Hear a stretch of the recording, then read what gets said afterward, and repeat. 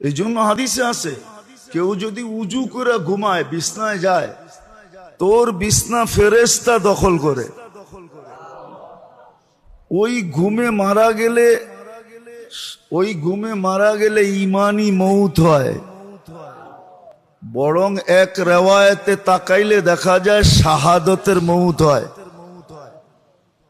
ফেরেশতা দখল করে, সারা রাত্র শয়তানকে ওই বিছনার কাছে আসতে দেয় না, মৌতের সময়ও আসতে দেয় না, ধোঁকাও দিতে দেয় না।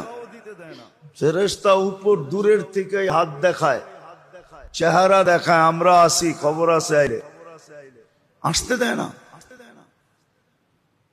উঁচু করে বিছনায় যাওয়া, বলবেন শুইলেই তো, ঘুমাইলেই তো উঁচু চলে যাবে, যাক না, চলে যাবে, এটাই স্বাভাবিক। কিন্তু বান তো দিছিলেন, কি বাত তো দেওয়া হয়েছিল, ঠিক না? কি বাত তো দেওয়া হয়েছিল, প্লাবনে ভাঙ্গে গেছে। অভিযোগ তো আর কারো উপরে উঠবে না, ঠিক না? না উঠবে না? উঠবে? হ্যাঁ, আর বাদেই দেন নাই, তাইলে তো অভিযোগের আঙ্গুল উঠবেই, ঠিক না?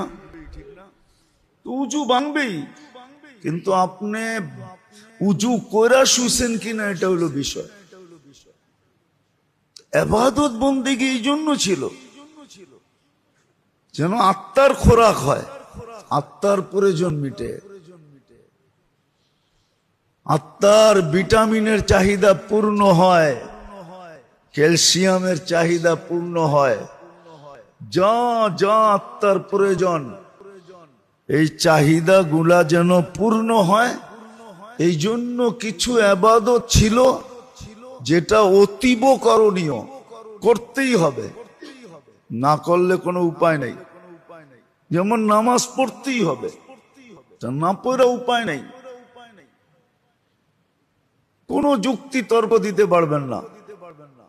কেন আল্লাহ তো বলছি, দাঁড়ায় না পড়তে পারলো বৈশা পড়ো, নাইলে মসজিদে মুসল্লিতে চেয়ার বেশি হইল কি করে? বৈশা পড়ো, বসা পড়ো না শুয়া পড়ো, সর্বশেষ ইশারায় পড়ো। এই স্তর আসতো না, চাইর স্তর হইতো না, দাঁড়ায় পড়ো, বৈশা পড়ো, শুয়া পড়ো, ইশারায় পড়ো, তাহলে এই স্তর আসতো না। এটা অতীব করণীয়, রোজা অতীব করণীয়।